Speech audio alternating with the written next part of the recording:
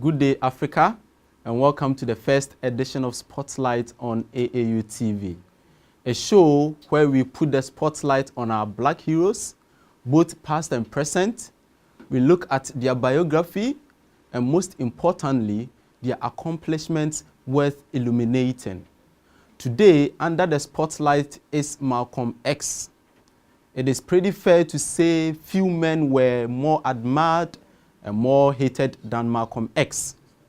To many, he was the voice of reason, never afraid to speak truth to power. He always spoke against white cruelty and injustice against the black race. But many more also thought his actions and approach caused more harm than good. In 1965, after a very public split from the Nation of Islam and the leader Elijah Muhammad, he came under constant threat. He was on the watch list of the CIA and FBI, which led him to admit that his life was soon going to be over. Today on Black Heroes, we put the spotlight on this great man, Malcolm X, his early life, influence, favorite quotes, and achievements that makes him worth celebrating. Stay with us as we go for a short commercial break. We'll be back in a moment.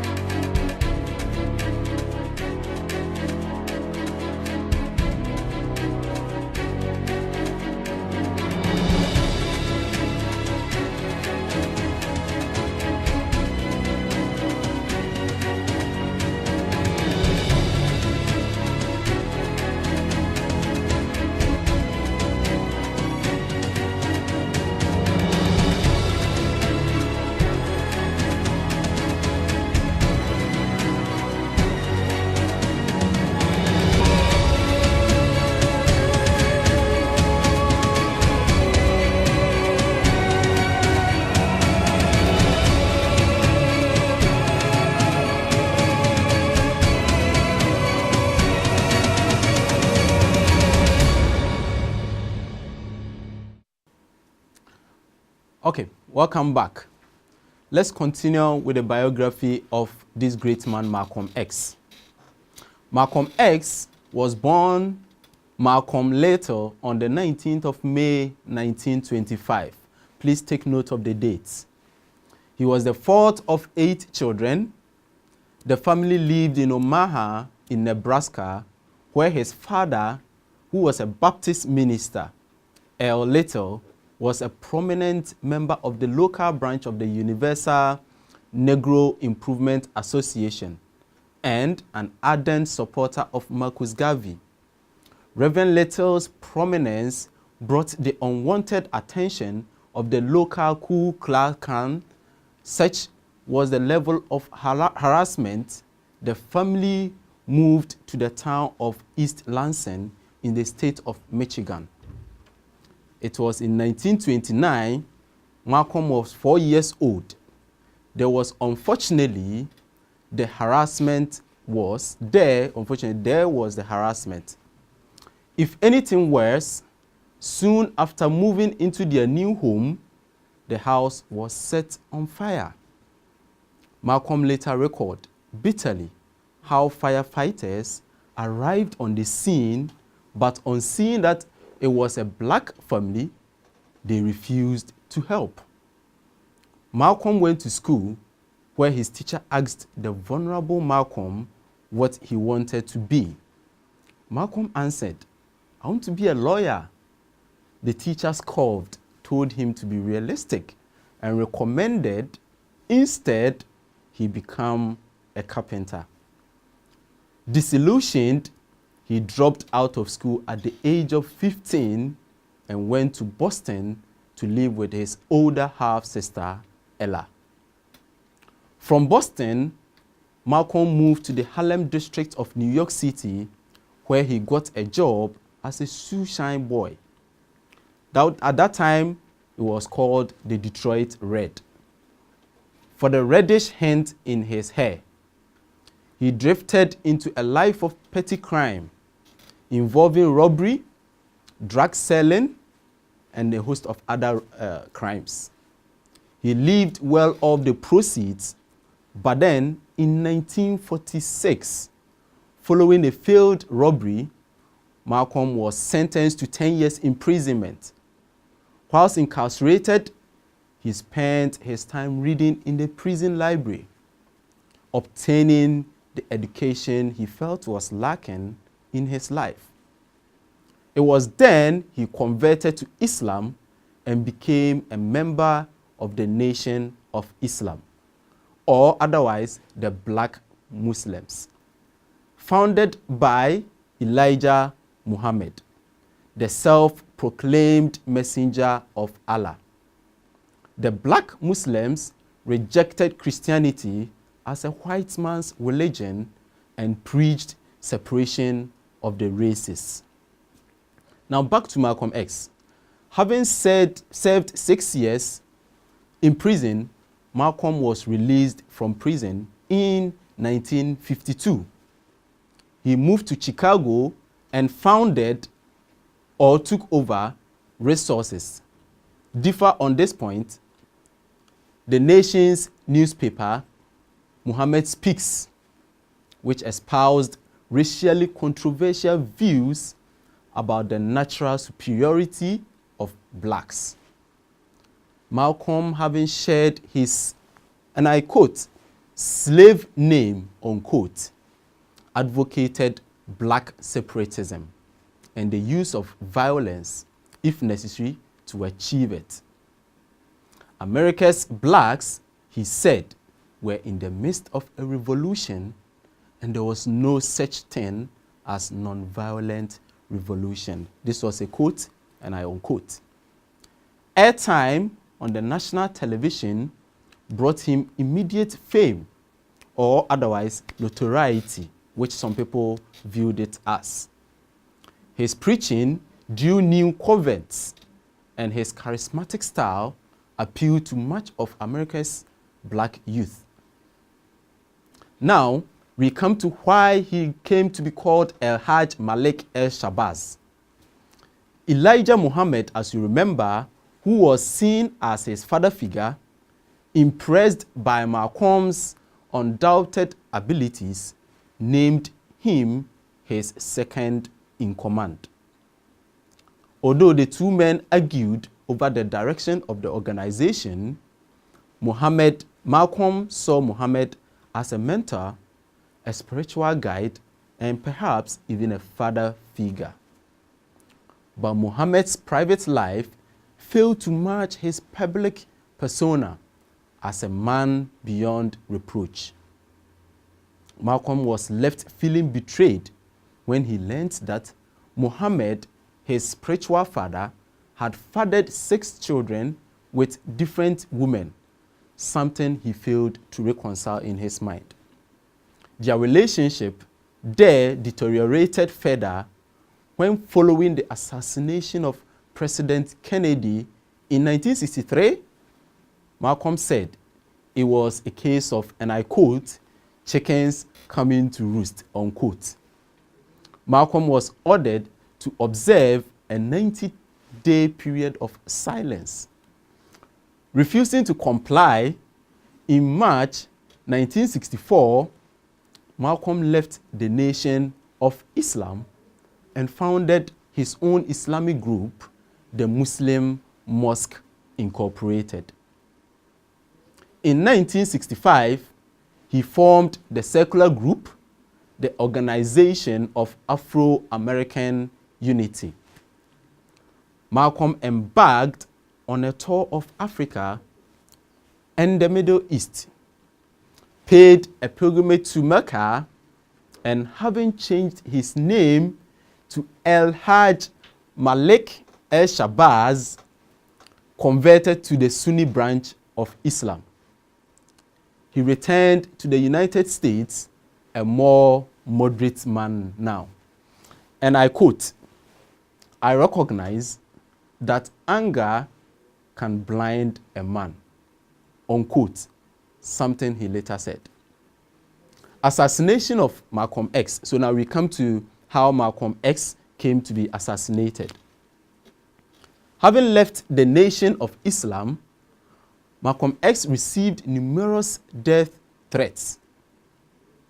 In 1964, Elijah Muhammad, as you remember, who was the spiritual father of Malcolm X, said that, and I quote, "Hypocrites like Malcolm should have their heads cut off," unquote. Indeed, an edition of Muhammad Speaks that year featured on a cartoon of Malcolm X's decapitated head. On 14th of February 1965, Malcolm's family home in New York was firebombed. He firmly believed that those who were responsible were members of the Nation of Islam.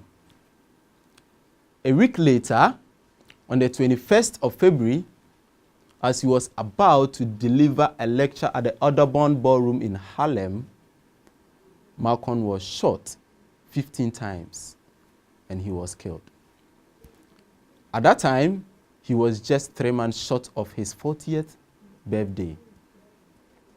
3 of Elijah Muhammad's followers were later found guilty of the murder of Malcolm X.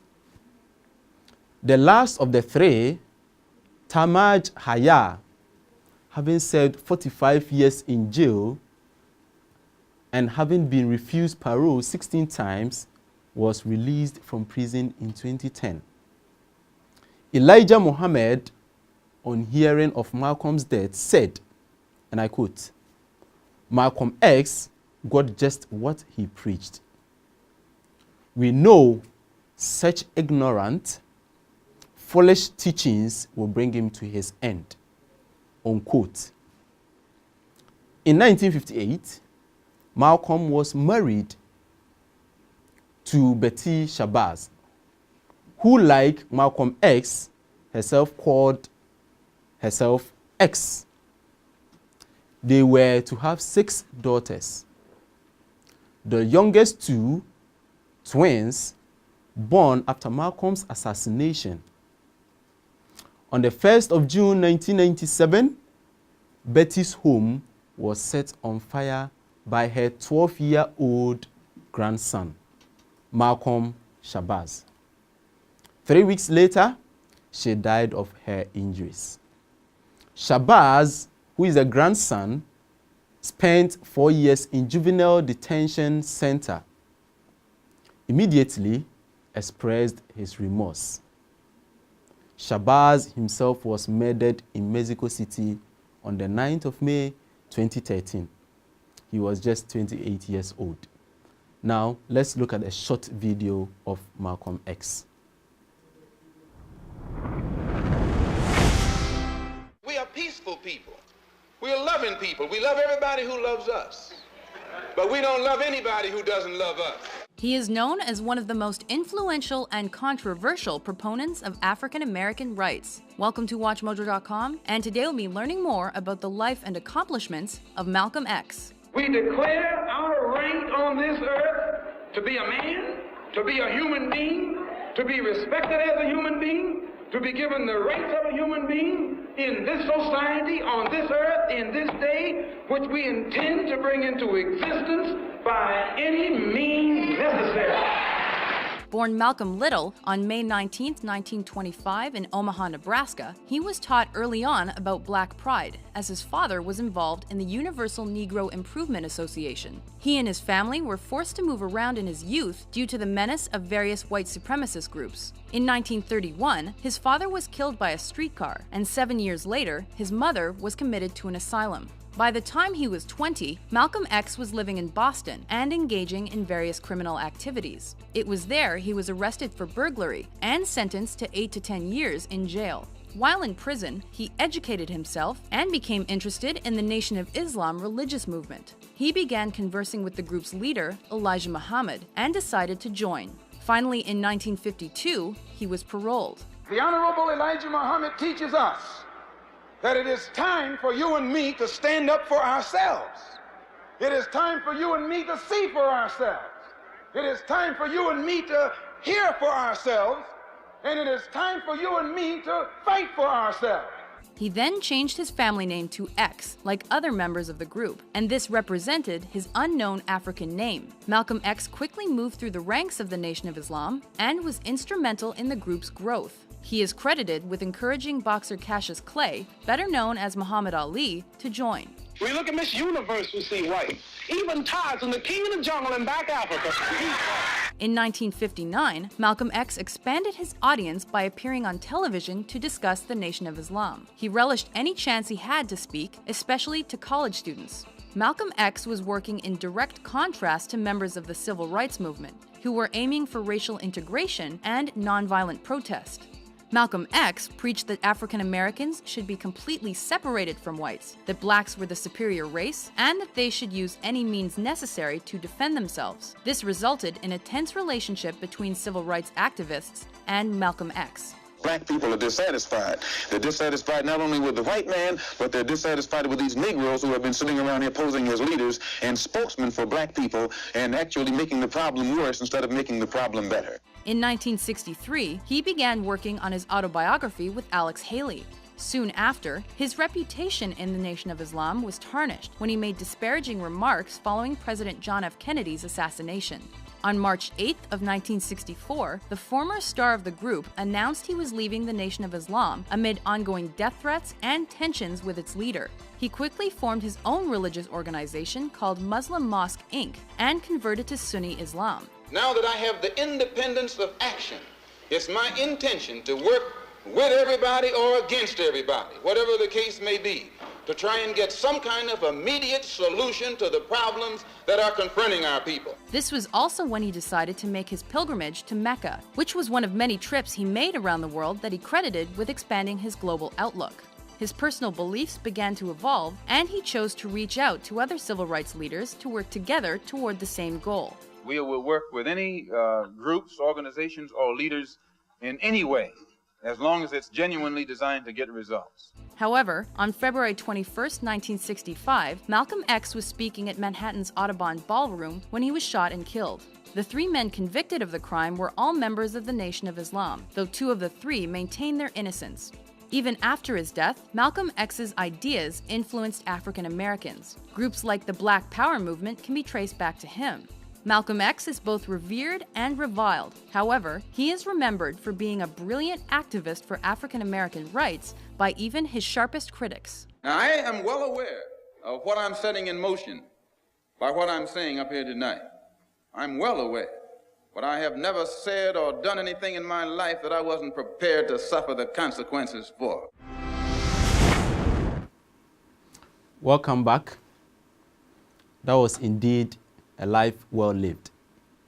Now, let's look at some of the quotes that were said about Malcolm X, coming from some of the prominent people in the society.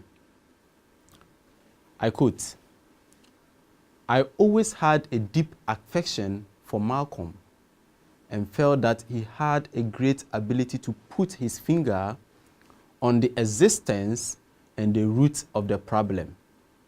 He was an eloquent spokesperson for his point of view, and no one can honestly doubt that Malcolm had a great concern for the problems we face as a race," unquote. And this was said by Dr. Martin Luther King Jr. in a telegram to Betty Shabazz after the murder of Malcolm X.